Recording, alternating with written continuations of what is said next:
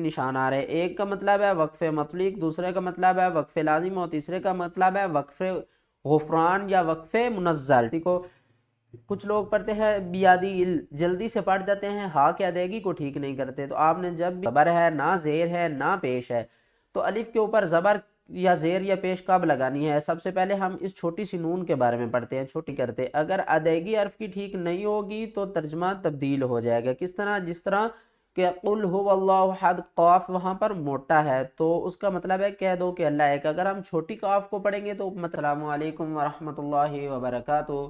قرآن پاک کو word by word آسان تجوید کے ساتھ گھر بیٹھ کر سیکھنے کی یہ سیریز شروع ہے۔ اگر آپ قرآن پاک کو آسان تجوید کے ساتھ گھر بیٹھ کر پڑھنا چاہتے ہیں، اپنی غلطیوں کو درست کرنا چاہتے ہیں تو ہمارے سبق میں شامل ہو جائیے، انشاءاللہ آپ کی تجوید درست ہو جائے گی۔ آج کے سبق میں ہم سورۃ الملک کی آیات نمبر 1 اور اس کے بعد آیات نمبر 5 اور آیات نمبر 19 ان کو ہم پڑھنا سیکھیں گے۔ ان میں مشکل ترین الفاظ ہیں۔ یہاں پر دیکھیں تو اکثر لوگ کنفیوز ہو جاتے ہیں کہ یہ نون کیوں ہے، اور زیادہ تر لوگوں کو پتہ نہیں ہوتا اس نون کو پڑھنا ہے یا نہیں۔ آگے لام بھی آ رہا ہے، آگے خالی الف بھی آ رہی ہے، اور یہاں پر آیات بھی مکمل ہو رہی ہے۔ تو آج کے سبق میں اس کے بارے میں آپ کو بتاؤں گا۔ اور اس کے بعد یہاں پر دیکھیں تو ایک ہی آیات میں 4 تشدید اکٹھی آ رہی ہے۔ یہاں پر بھی تشدید ہے، سین پر بھی تشدید، نون مشدد ہے، اور زا اور یا کے اوپر بھی تشدید ہے۔ اس ورڈ کو کس طرح پڑھنا ہے؟ اور اس کے بعد دیکھیں تو یہاں پر بھی 3 تشدید اکٹھی آ رہی ہے، ان کی ادائیگی کو ٹھیک کس طرح کرنا ہے؟ اور آگے یہاں پر دیکھیں یہ 3 نشان اوپر نیچے اکٹھے آ رہے ہیں، ان کا مطلب کیا ہے اور ان کو کس طرح پڑھنا ہے؟ آج کے سبق میں اس کے بارے میں بھی آپ کو مکمل بتاؤں گا۔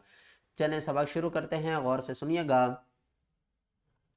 اعوذ باللہ من الشیطان الرجیم، بسم اللہ الرحمن الرحیم۔ تبارک الذی بیدہ الملک۔ یہاں پر اکثر لوگ ال پڑھ جاتے ہیں، کچھ میرے سٹوڈنٹ بھی ہیں جب وہ جلدی میں پڑھتے ہیں تو جو ہا کی ادائیگی ہے وہ ٹھیک نہیں کرتے، تو میں نے کہا کہ میں اپنے سبسکرائبر کے ساتھ بھی شیئر کر دوں اس غلطی کو۔ کچھ لوگ پڑھتے ہیں بیادی جلدی سے پڑھ جاتے ہیں، ہا کی ادائیگی کو ٹھیک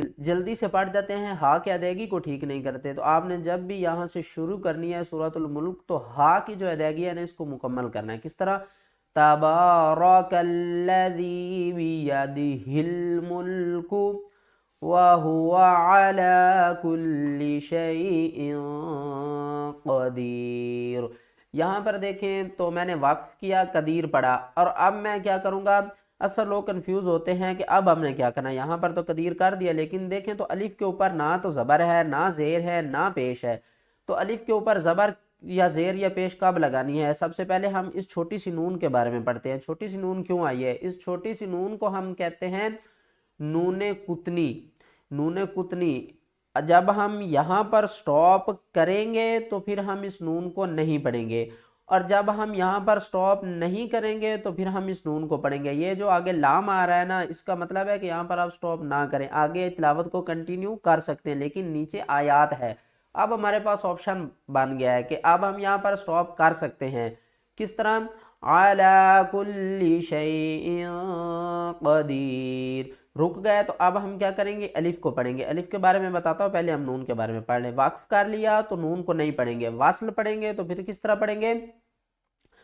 قدیر الذی خلق، ٹھیک ہے، قدیر الذی، نون کو پڑھیں گے اور اس نون کو ہم لام کے ساتھ ملائیں گے، درمیان والی آیات کو بھی نہیں پڑھیں گے، اور یہاں پر تو آیات ہو رہی ہے نا تو اس الف کو بھی نہیں پڑھیں گے، لام کو بھی نہیں پڑھیں گے، اور ہم نے کیا کرنا ہے؟ نون کو لام کے ساتھ ملانا ہے۔ نون لام زیر نل لام زبر لا، قدیر نلا، را کو ہم نے پڑھنا ہے، را کو آپ نے نہیں چھوڑنا۔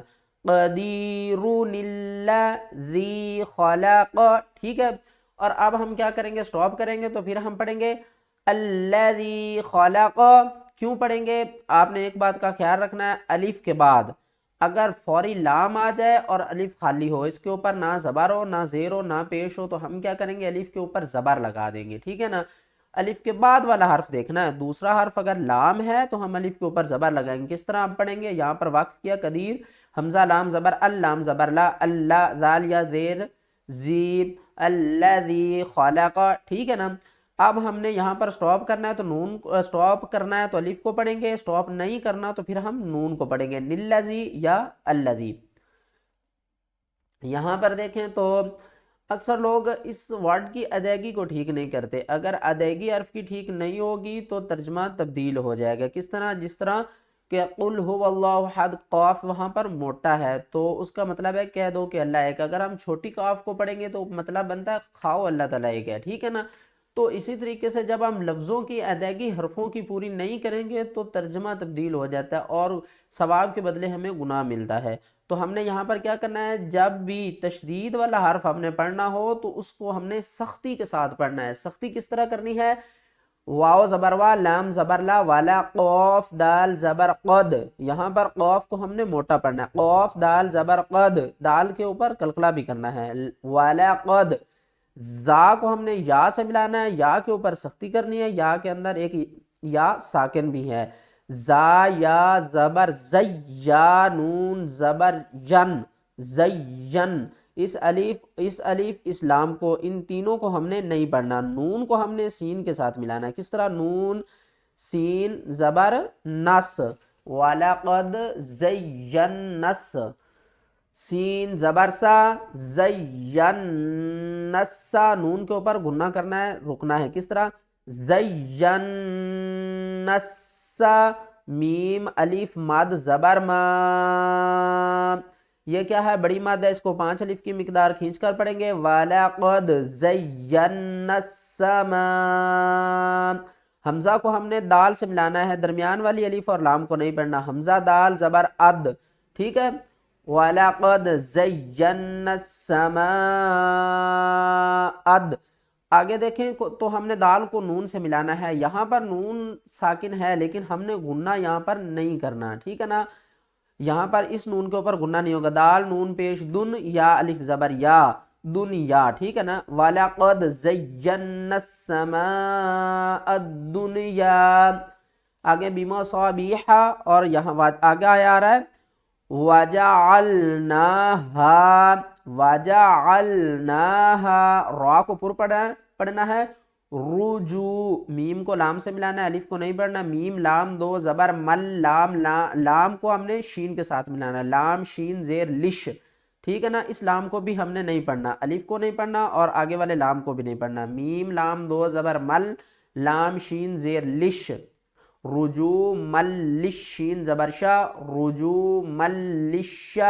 یا کھڑا زبر یا، طا یا زیر طید، رجوما للشیاطین، نون زیرنی، رجوما للشیاطین وجعلناها رجوما للشیاطین.